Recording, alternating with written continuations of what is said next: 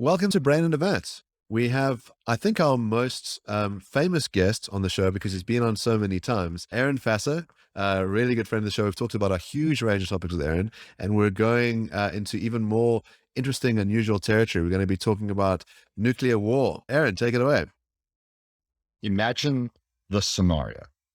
You're the president of a country, and one day you're sitting in the equivalent of the Oval Office and you get word that a neighboring state is massing its tanks and its forces on the border of your country.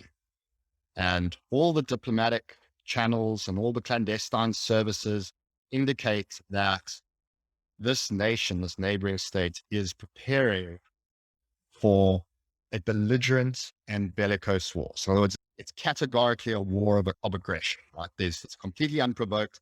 They're coming to take your country, right? To take it over, to subjugate your people, to wage a blatant war of aggression. And the tanks are massing on the border. So it's imminent, but not yet happening. You've got the man there with the nuclear football, with the codes for the nuclear weapons. Are you permitted to use a nuclear weapon in those circumstances in anticipatory self-defense, for example? Or are you forced to figure out some other way to deal with the problem? In other words, the question is, from both a legal and moral perspective, would it be permissible in those sorts of circumstances, for example, where the very survivor of your country, who you as the head of the executive is sworn to protect millions of people, would it be permissible for you to authorize the use of a nuclear weapon or nuclear weapons in that circumstance to launch an attack on those massing forces and potentially in doing so, save your country? So that's the thought experiment.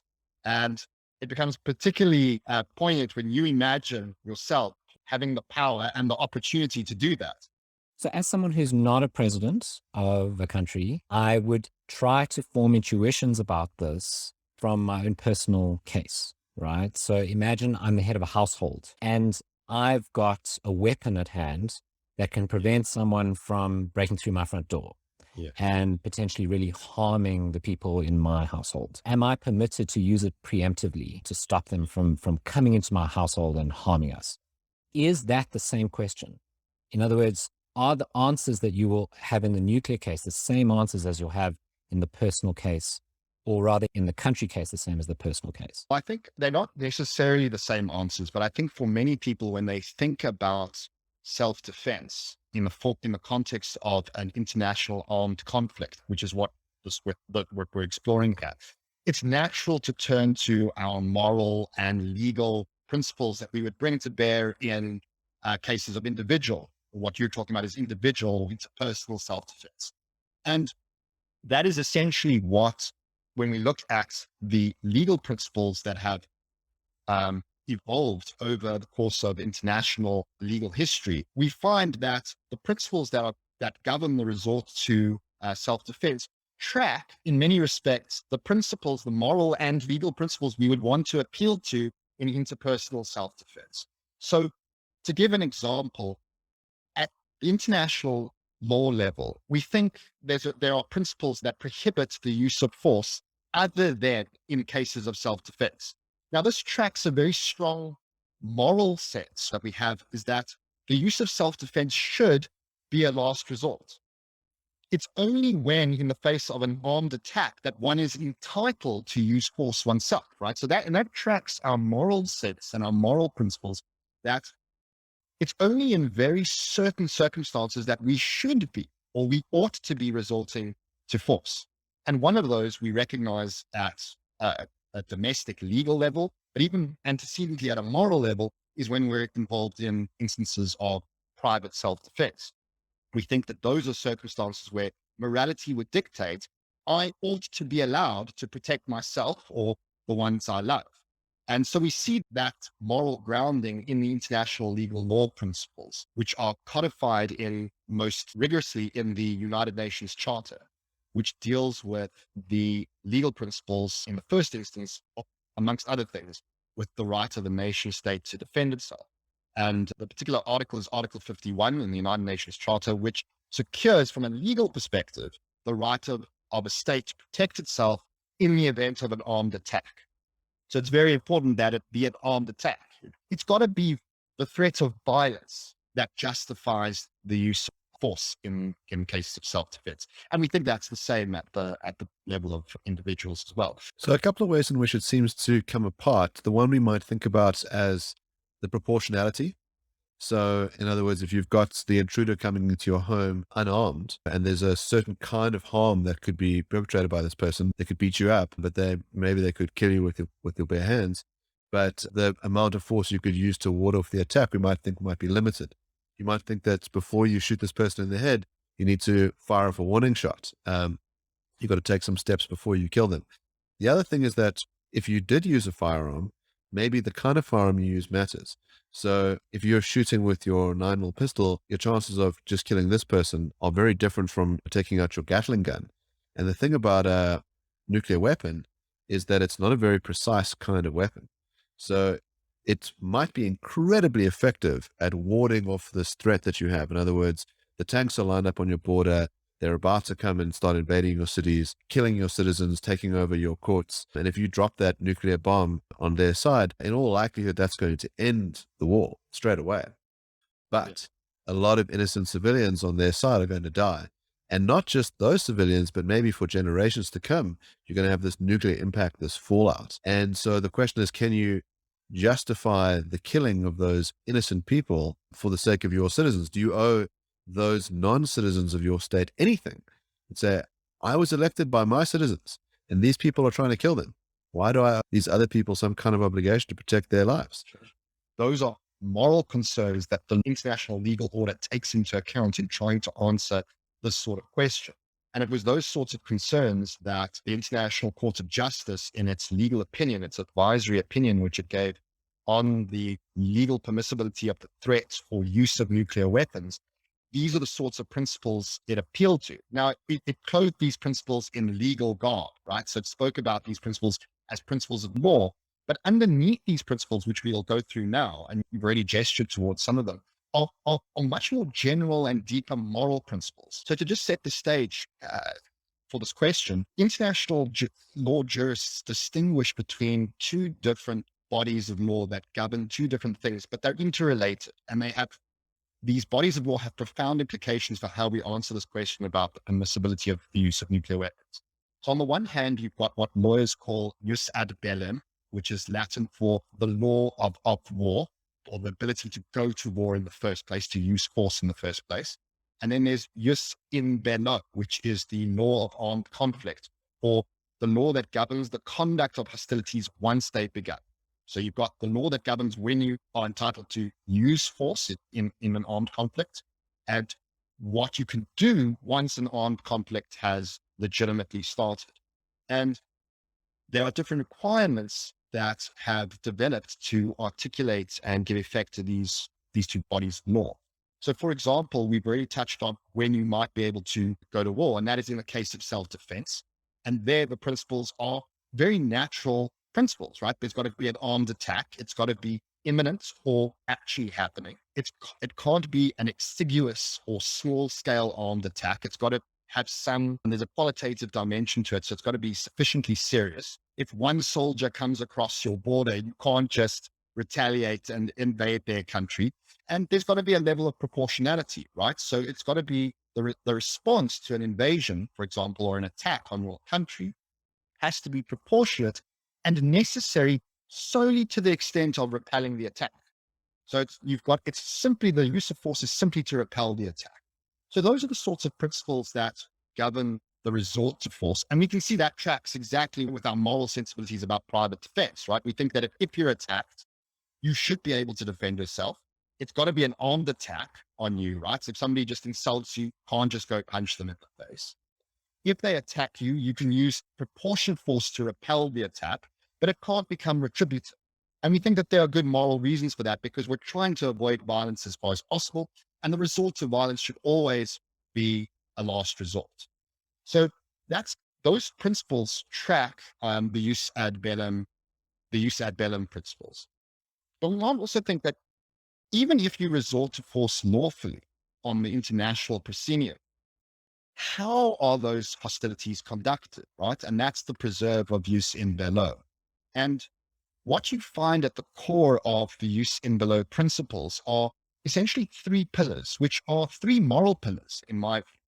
And that is three distinct principles that interact together to give basically the foundation of international humanitarian law. And I'll give these principles now, we can unpack them, and then you can start to see how the use of nuclear weapons might violate them or might potentially in certain circumstances be in accordance with them.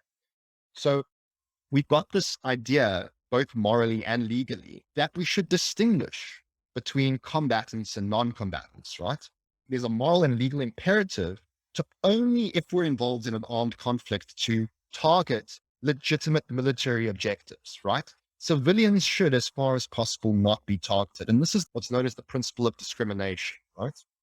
Related to that is the principle of limitation, which basically says that war is horrific, right? We all agree war is horrific and it's violent and it's chaotic. But in conducting a war, we don't have free rein, or we ought not to have free rein to resort to any weapon we choose, right? There are limitations to how, to the armaments we bring to bear in achieving those legitimate military objectives. So we have to discriminate on the one hand between combatants and lawful military objectives, non-combatants and combatants. The weapons we bring to bear, we might also think that there are limitations there. And related to that is what's known as the principle of humanity, which is that we should, as far as possible, ameliorate rather than exacerbate the suffering of combatants, right? So even if we are killing, and then this can sound difficult for many people to understand. I mean, in war, aren't you trying to kill as many as possible in the most gruesome way possible? The principle of humanity says no.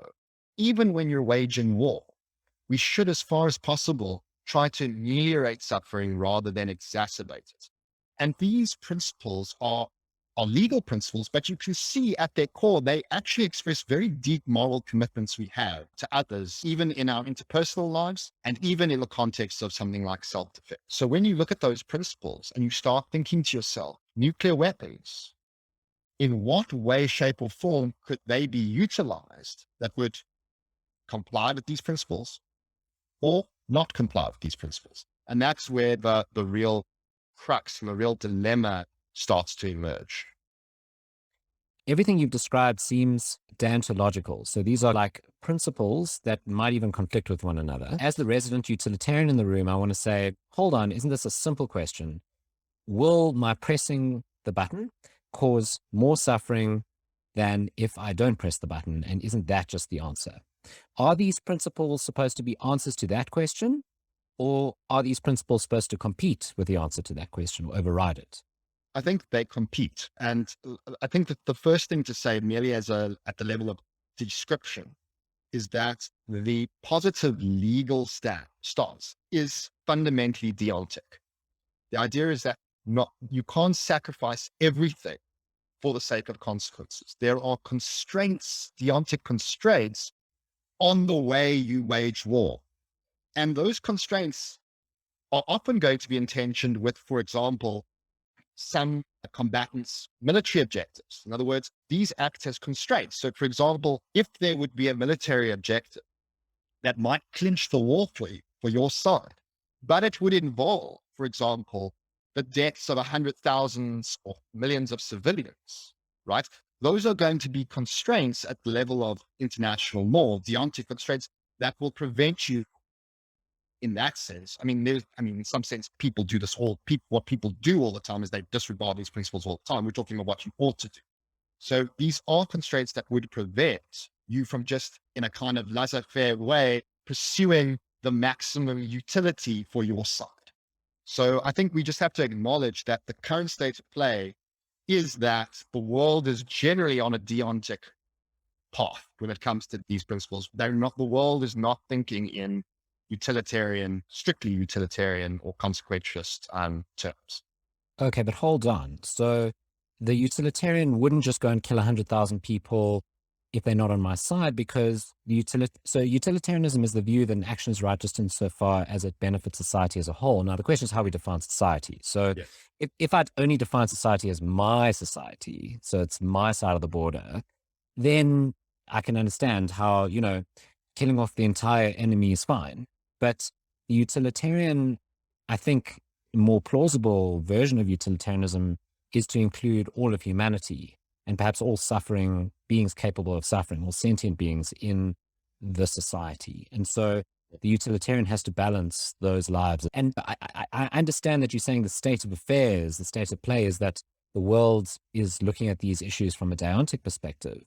But I think that's just wrong, right? So what I'm saying is just think about what that means. If you're saying that's the way to go, then you're saying even if your actions will result in net harm across the world or across both societies that are being affected here, or both countries that are being affected, you should do it or not do it anyway based on the deontic principles, even if it results in net harm. And that seems weird to me, right? Surely your principles should just fall away if net harm or net suffering is shown to contradict the outcome that these principles give you.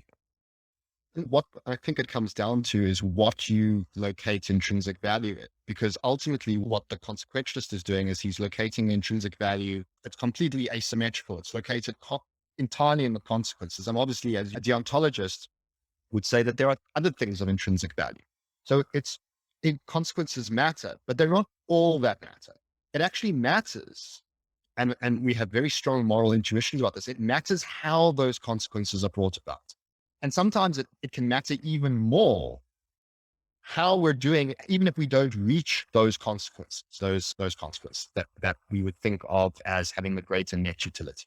And I think that's what's motivated many of the legal principles. They're certainly informed by deontic considerations. I mean, there's something particularly abhorrent to our human sensibilities when we think of nation states saying, I can win this war. I'm doing this calculus of lives lost versus lives gained. But as part of the lives lost, it's going to entail the deaths of 50,000 civilians. That is to say, people who are not engaged themselves in armed conflict. And there's something in us that recoils morally at the thought of that. And what I think these legal principles or these moral principles are capturing is precisely that abhorrence we have with the idea of killing non-combatants, say, or causing unnecessary suffering in the achievement of an objective. We really do think that it matters how our fellow human beings suffer or don't suffer. We think it matters whether we kill innocent people or not. And we think that matters not just like by the by, we think that it fundamentally matters. And so those things constrain our projects in other areas of our life. And to the extent that these principles are deontic, as I've said, they constrain the way in which we engage in the conduct of hostilities. But of course, what makes this question that we're exploring particularly poignant is because of the nature of the weapon involved, right? I mean, anybody who's even done a cursory glance at what nuclear weapons are capable of can very quickly see that all of these principles that I've just articulated are undermined through the use of nuclear weapons, right? So to just go through the list, we can think even historically of a nuclear weapon that was dropped, the nuclear weapons that were dropped on Hiroshima and Nagasaki, right? It clearly obliterates, no pun intended, the distinction between combatants and non-combatants, right? It's not a weapon that will, in and of itself, say, oh, this person is engaged in hostilities against the country, and this person is just a civilian picking rice in a paddy somewhere. So it completely destroys and undermines that principle. We think also that because of the effects of nuclear weapons, we can think of things like anybody who's seen Chernobyl has seen, albeit in an HBO miniseries, the effects of acute radiation poisoning or acute radiation syndrome and what that does to the human body. And we think that violates many might think that violates the principle of humanity. It just is, it kills people, yes, but it kills them in one of the most horrific ways you could possibly imagine, at least for those who are not killed outright in the blast, the people who languish after. And we think that these two things, this violation of the principle of humanity is so egregious, and the violation of this principle of distinction is just so egregious that many people think that there's just no circumstance under which it could ever be legally and or morally permissible to use a nuclear weapon. If you take a utilitarian stance in war and you think that all lives matter equally, you're an egalitarian utilitarian, you're going to wind up in a couple of strange situations. One of which might be that if the opponent that you find yourself facing is a totally militaristic opponent, in other words, every member of that society carries a weapon. So you can imagine the sort of Mongol hordes. And you can imagine your society as being one which is very peaceful, but technologically advanced. And so you've developed a way of ending wars through some kind of nuclear device. And you then now do this calculation. You say, if the Mongol hordes come in, they're going to kill 100,000 of my people. And we would then submit and these guys would rule. And there's 200,000 of the Mongol hordes. So if I push the button, I'm going to kill all of them. Do the calculation. Well, I guess we should just let them come in and kill us. That seems like the right thing to do. It'll reduce suffering, less lives on the tally books. That seems like an absurd result to me. It seems like if you take a rights-based approach and you say the way in which the lives are ended matters.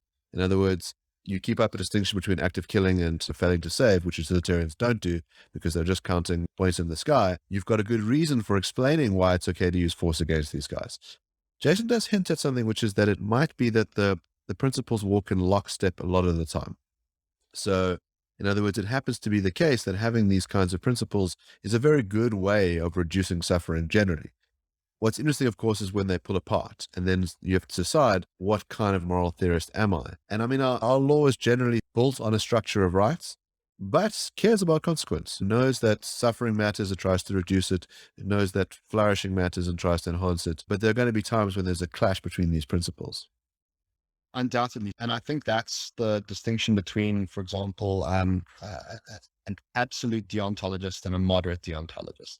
And in the moral literature, there's often a distinction made between an absolute deontologist who will commit to the principles and essentially becomes a kind of rule fetish regardless of the consequences. But there's also a kind of moderate deontology which says, look, consequences matter, but the consequences, in order to override these deontic principles, have to be sufficiently grave, right? So not just any old consequences count. Even if we have to look very carefully at when it is that the consequences override these constraints that would normally govern our behavior.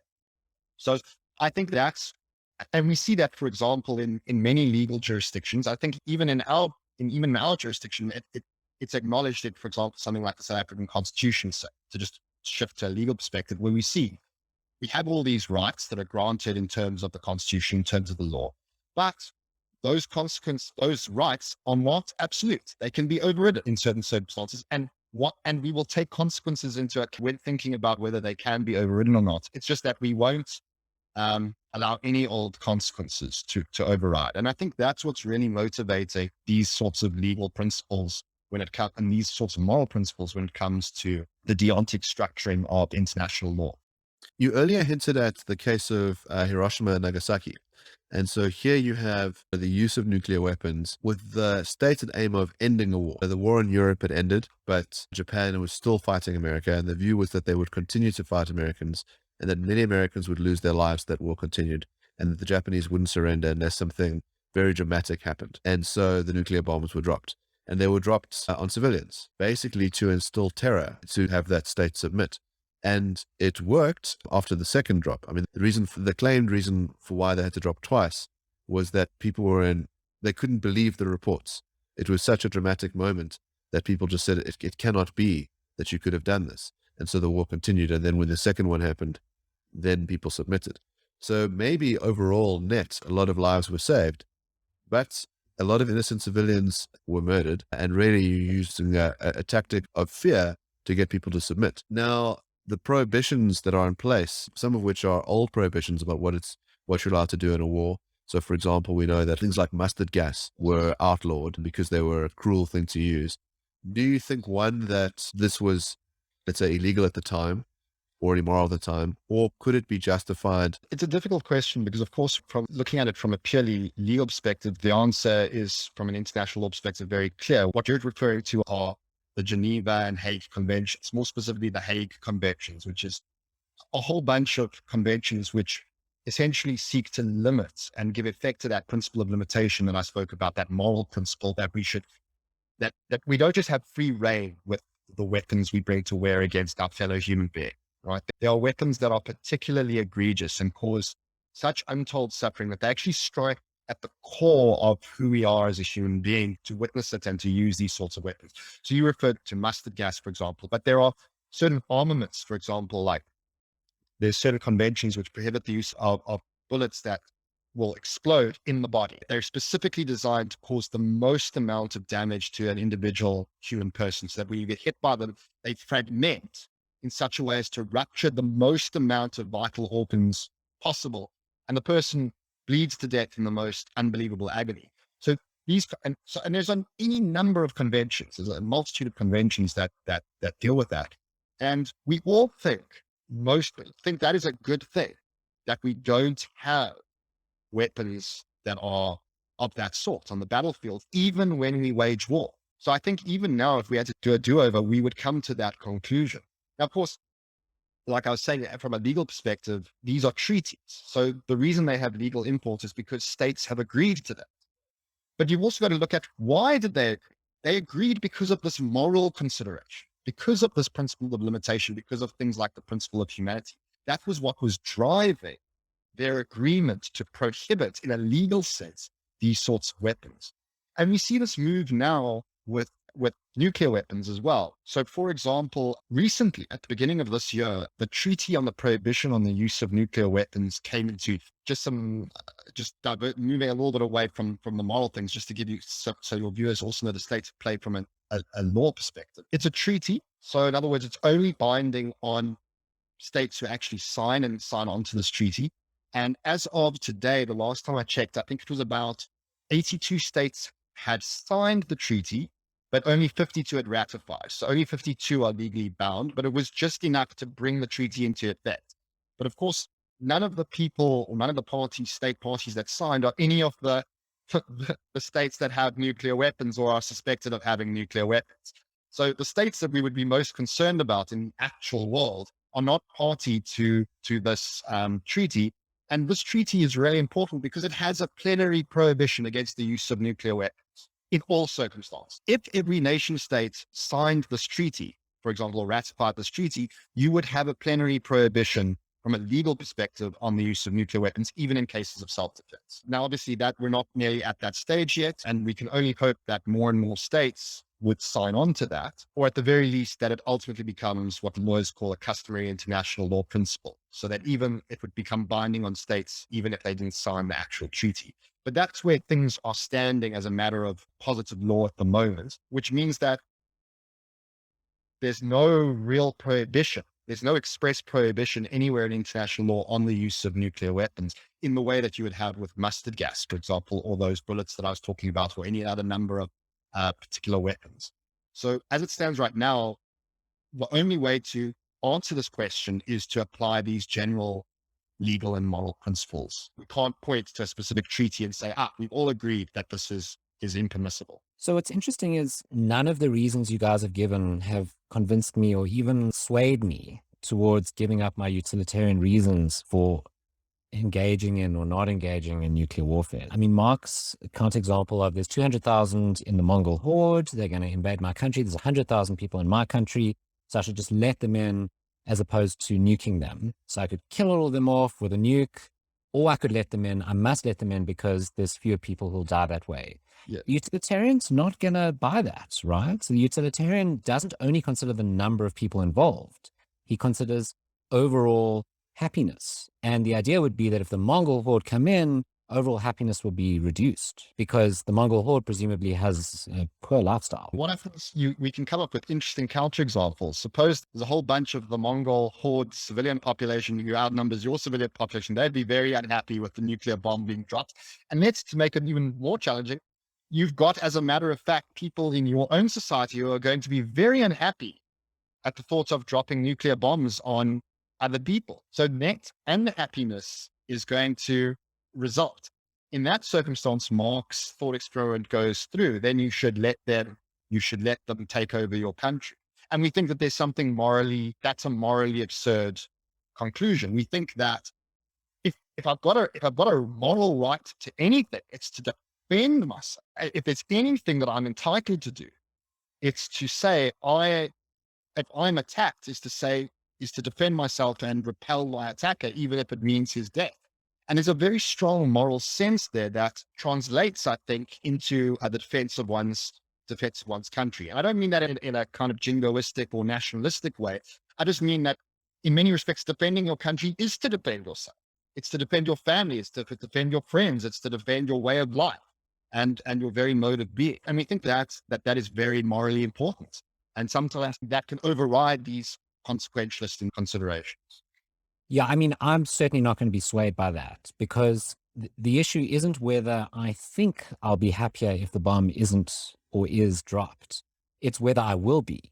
So assume that you would be committed to the point that if more people would be unhappy with it, maybe because they're deontologists, you would have to allow the invasion to occur. The Mongolians are all utility monsters. So they just absolutely love subjugating people. It is the best. It is so much fun to invade, and you're just so happy. You're the happiest Mongolian alive, and you get to rape and you get to pillage. And like the other people, they're just, this is pretty shit. But utility monsters here are really having a fantastic time. Do the calc, we got to submit.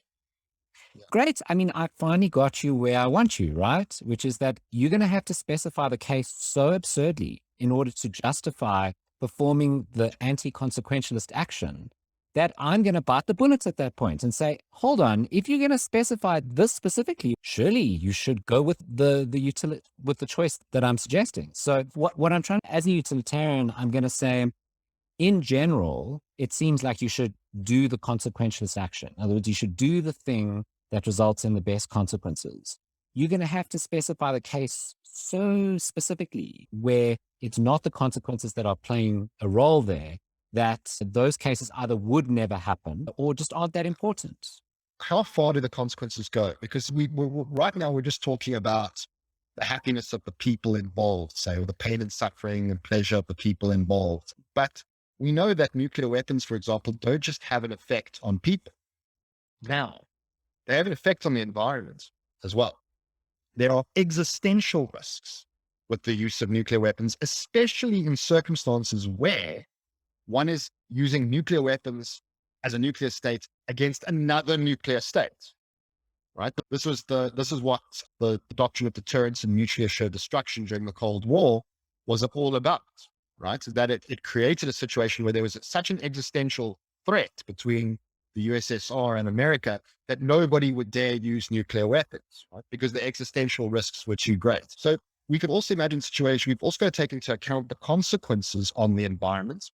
We've got to take into account the consequences of potentially people down the line, generations later, and how they might be affected by the use of nuclear weapons now. And I think that the utilitarian or the consequentialist is going to have difficulties quantifying.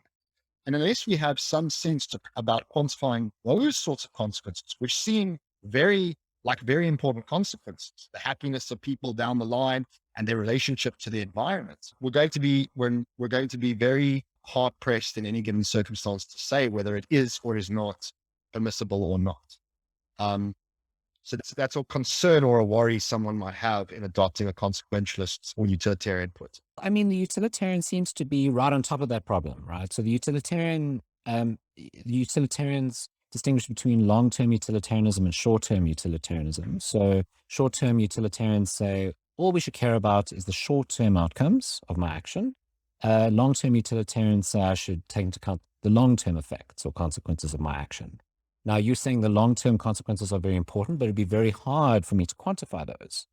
But it seems a lot easier for me to quantify those in my particular circumstance with my particular action, which is what the utilitarian is going to try and do, than for you to generate a general principle ahead of time that will apply to all circumstances and all possible futures. Whatever problem I have trying to predict what those consequences will be as a utilitarian, are infinitely easier than you coming up with a deontic principle that will apply to all cases and all futures and all wars.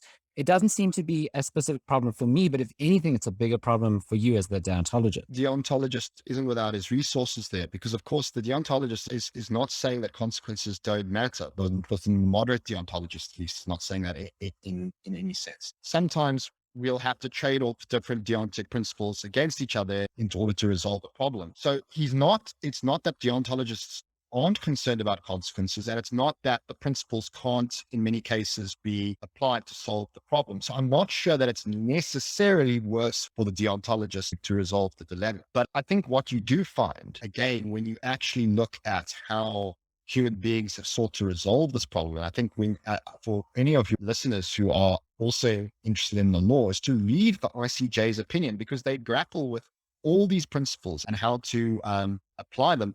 And the conclusion that they came to, I mean, this is now the premier international court that governs disputes between states. I mean, it's the ICJ and some pretty bright legal people there. They couldn't say, for example, that applying these principles, that the use of nuclear weapons would be impermissible to cur or simpliciter. That there may be certain cases where the use of a nuclear weapon would be permissible. Right. And that dissatisfied. Many people were dissatisfied with their dispositif on that, because they wanted something much more clear cut. And I think ultimately that was the right answer. I think it is very context sensitive. And I think it's precisely embedded in the nature of these principles themselves. I mean, even a deontologist could say that there are certainly circumstances where we can come up with scenarios where the principle of distinction won't be an issue. Right, where we know that we're going to launch the nuclear device and there's no civilians in that area. We know, for example, that the nature of this nuclear device is low radiation. So it's almost all blast and none of the radiation afterwards. And it's concentrated and it's tactical and it's going to destroy a tank battalion. And we know that the environment is out in the desert somewhere. So it's not going to, the radioactive fallout, it's not going to fall on the nearby civilian population, or go into an innocent person's country, right? That's something we haven't even spoken about yet, which is something that we have to think about as well. The principle of neutrality is that if I act in self-defense with a nuclear weapon and that affects a non-combatant country and starts killing their civilians with radioactive fallout or environmental damage, is that something that is permissible or not permissible? International law says, on based on the principle of neutrality, no, it's not permissible. We have to keep the belligerence between the warring states as far as possible. So there are going to be circumstances where, at least in principle, they may be very idiosyncratic circumstances, and they may be very unorthodox circumstances where you could use a nuclear weapon and meet all of these principles, right? So you would have the right to self-defense. There would be no non-combatants injured. You wouldn't be causing undue suffering even to the combatants. You wouldn't be tainting the environment for millennia to come. You wouldn't be polluting or causing damage to a nearby neutral state, for example. They're very idiosyncratic circumstances, but in principle, you have to say it could happen, right? There could be cases where these deontic constraints would not prevent you from using a nuclear weapon. But as a matter of practical reality, I think we have to also be honest with ourselves and admit that even with these principles, most cases are not going to be these kinds of unorthodox cases. So we have to operate, at the very least, on the assumption that most times when a state considers utilizing nuclear weapons in self-defense, that it's prima facie going to be impermissible on legal grounds and on moral grounds as well. So I think that is the only real, I think that's the most plausible conclusion to come to at the moment in the face of the current principles that actually apply in the world and what we know about nuclear weapons. So one of the reasons given for Hiroshima was to end a war very quickly.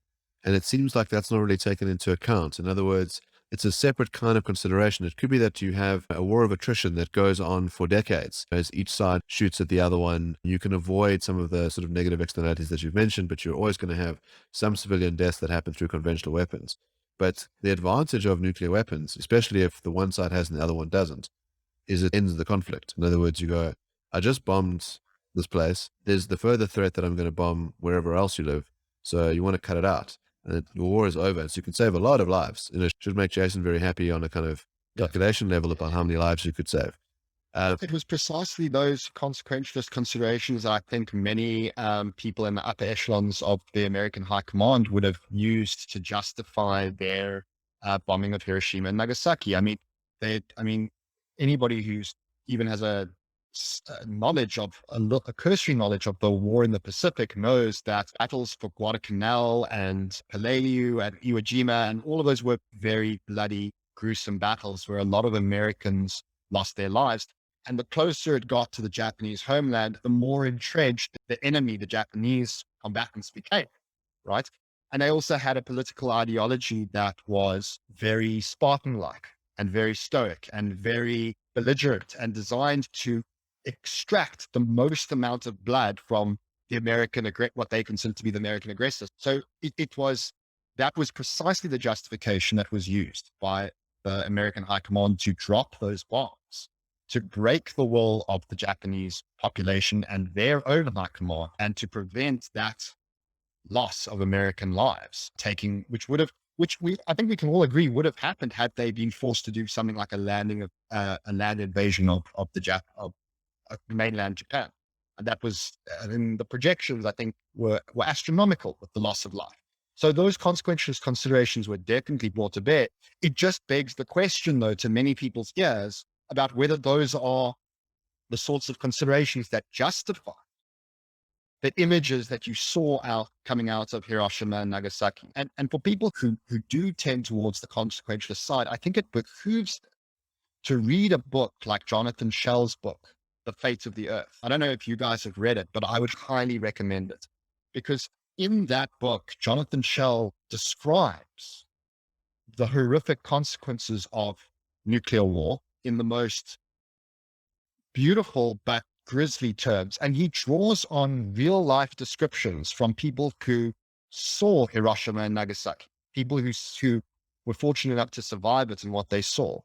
And I think for many people, those consequentialist considerations just don't cut the mustard when held up in comparison to innocent men, women, and children who are non-combatants, who were not part of hostilities, being burnt alive and dying of radiation poisoning afterwards. It's very difficult to do that consequentialist calculus. At least I find it hard in those circumstances to do the calculus. And I don't mean it just hard from an emotional perspective.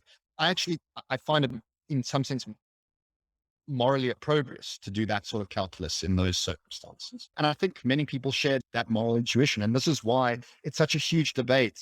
And this goes far beyond use of nuclear weapons, but why it makes the debate between consequentialists and deontologists very difficult, because there are very different and strong moral intuitions motivating the position. I mean, I think this is a fascinating debate, and yeah, I'm still not swayed, but I do understand your position, and there's still some more jabs I want to throw in there, but I want to ask a different sort of question. There's the problem of self-defense I alluded to earlier is not just a state problem, it's also an individual problem. Yeah. And there's certain camps like libertarians who say there should be no gun control, right? So you should be allowed to keep any gun for self-defense. And one of the questions is, should you be allowed to keep a nuke for self-defense? Why can't I keep a nuke in my garage? Yeah, in your backyard, yeah. Why not? And the question I have is, will the answer to that question be different from the answer to the state question, keeping a nuke in its backyard? Because essentially it seems very similar, right? In the two cases, you might have different presiding bodies involved, but other than that, it seems like all the negative consequences are going to be similar, right? So you're going to have all the fallout, and you're going to have mistakes that happen and people that press the button incorrectly. And in both cases, what you're really asking is, am I entitled to take that interpersonal level? Am I entitled to use any and all means to defend myself? That's really the question. So even if we assume I have a right to self-defense, can I use any and all means to exercise that right? And I think most people would say, no, you don't. We're not just given, you have a right to defend yourself, but you can't use any and all means to defend yourself. if those are completely and utterly disproportionate, and if the effect of using your preferred mode of defense is going to, for example, cause widespread pandemonium. So in other words, if I'm going to defend myself with a machine gun and just spray bullets everywhere, and it could land up killing civilians and people who are not down the streets, whatever, you're not going to think that is a proportionate instance of self-defense. We're going to think that that person has acted beyond the bounds of self-defense. And I think that when it comes to the use of nuclear weapons or the use of force more generally in war, that is what the principle of proportionality is trying to correct for. We're trying to balance, in one sense, as we're doing in most legal and moral situations, we're trying to balance competing interests. We want to say morally it's important that you be able to defend yourself, but we also think that there are limits to how far we can go and what we can use. And it's very difficult. And I don't think there are clear-cut answers. So the problem is you're not the only player in this game. Yes. So there's other countries who are nuking up, or your other neighbors are nuking up, or perhaps you've built a commune and you've decided, I'm annexing myself from the United States or wherever you live. And you know that the US Army can just keep throwing resources at you. And you say, the only way to stop them is for me to have a nuke. I want a nuke pointed directly at the Capitol building. And that's what's going to stop these US Army hordes from invading my land. I'm giving you kind of an absurd case, right? But it seems exactly the same principle involved as the country who says, hold on, I have to nuke up because they're nuking up. With countries, you're generally dealing with more than one person. So in other words, what's being defended there is not just the life of one person and their little cabin in the woods. It's something much bigger. It's the lives of millions or hundreds of millions of people. It's ways of life that we think are good in and of themselves. Maybe something like democratic government or something like a constitutional democratic government. And we think that these things are also worthy of protection. So I think there it is slightly different. And this is where these are the sorts of considerations that show that you can't just necessarily extrapolate from the individual case of self-defense to the statehood self-defense case without maybe losing something in that extrapolation.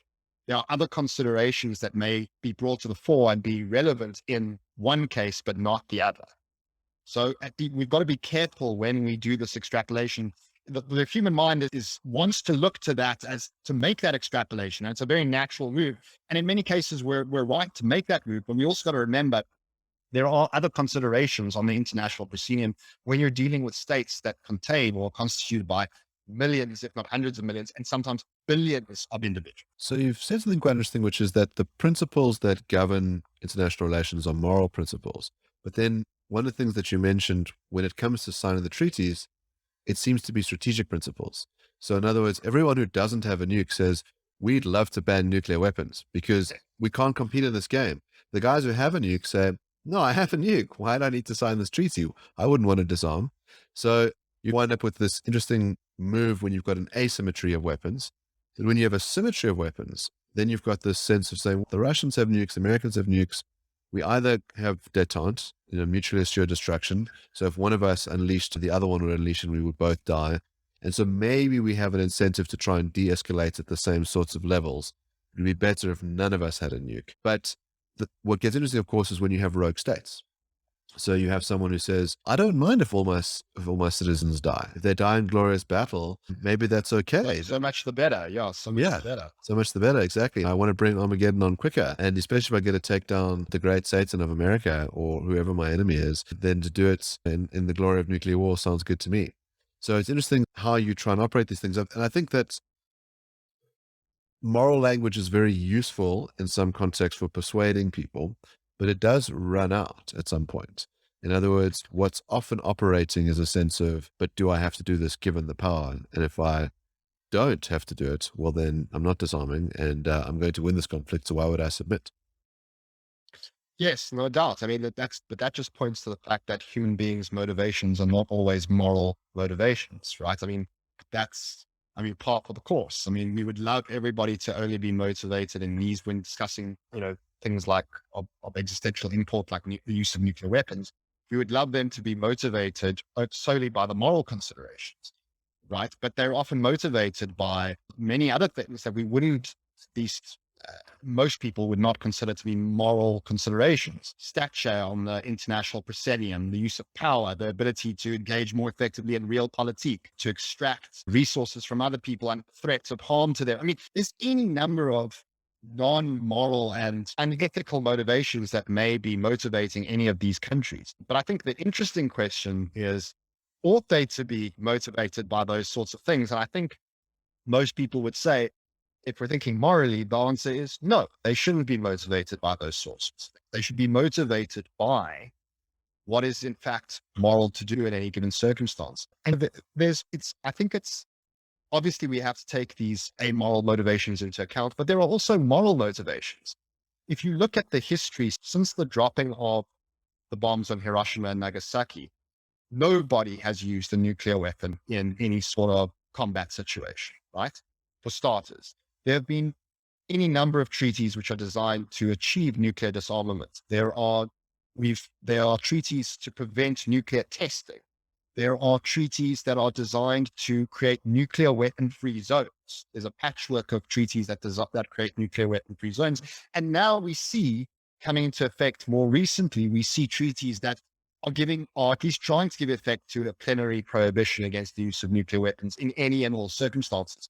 So I think that, yes, there are motivations on behalf of these state actors that are immoral and are motivated by non-moral considerations. But I don't think that tells the entire story. I think people also do genuinely realize and genuinely appreciate the cataclysmic effects of these weapons and what a moral and ethical disaster it would be if we did use them, and if we ever used them in a way that ultimately led to the extinction of the human species. Because that is what is so unbelievably scary about these weapons, is that their use seems to unleash a entropic and chaotic genie from a bottle that can't be plugged back. And that's the concern, that even one use of these weapons could unleash something that we as a human species are not prepared for, which is our own extinction. And I think that would be something of great moral import, and it would be a tragedy of untold moral proportions if we destroyed ourselves through the use of nuclear weapons. And I think there are many states and people who do appreciate that and think that is a morally salient consideration. So one of the devices that I like to bring the moral considerations to the fore is, instead of having someone walking around with this football, instead what you do is you implant a chip in that person's heart, and that the only way to get out the code is to take out a dagger to get the code. And this was an actual suggestion, and the response from the president was to recoil, to say, but that would be a horrendous thing to do. You'd be killing a human being. No one would ever do it. And they said, exactly. Yeah, exactly. The way it should work is there's not just one person whose chest you have to chop into. It might be all your advisors, or maybe your whole town, that each have a little bit of the football key. Or in fact, and we can amp it up even more, it's embedded in the chest of the person you love most in the world.